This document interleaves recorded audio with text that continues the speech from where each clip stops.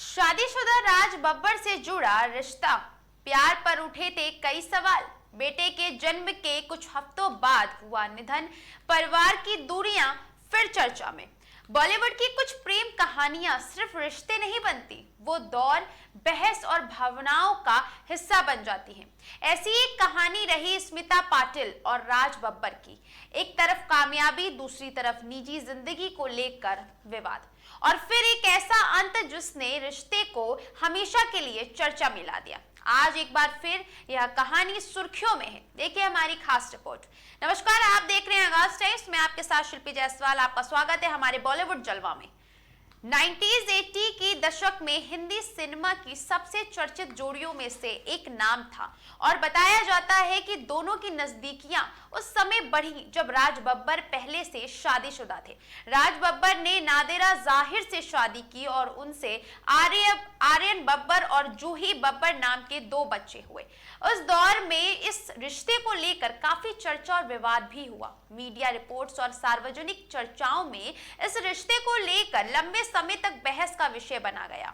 इसके बाद दोनों ने साथ जीवन बिताने का फैसला किया, लेकिन यह रिश्ता लंबा नहीं चल सका।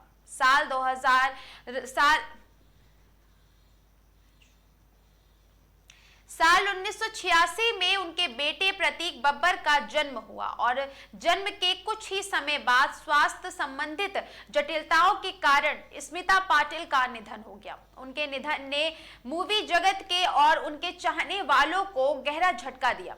इसके बाद प्रतीक का पालन पोषण परिवार के अन्य सदस्यों के बीच हुआ। हाल ही के समय में परिवार की दूरियों को लेकर चर्चाएं फिर से तेज हुई, जब मीडिया रिपोर्ट्स में सामने आया कि प्रतीक ने अपने सार्वजनिक नाम के इस्तेमाल में बदलाव किया है और अपने निजी फैसलों को लेकर चर्चा में आए। वहीं उनके सौतेले भाई ने भी इंटरव्यू में रिश्तों को लेकर अपनी बात रखी। हालांकि परिवार के निजी संबंधों को लेकर अलग अलग पक्ष सामने आते रहे, और सार्वजनिक रूप से सभी दावों की स्वतंत्र पुष्टि हमेशा संभव नहीं रही।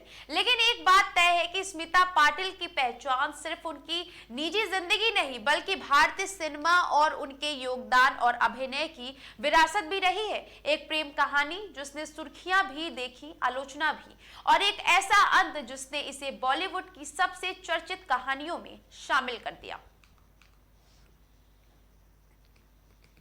फिल्मी दुनिया की चमक के पीछे छिपी ऐसी अनकही कहानियों के लिए जुड़े रहिए हमारे साथ।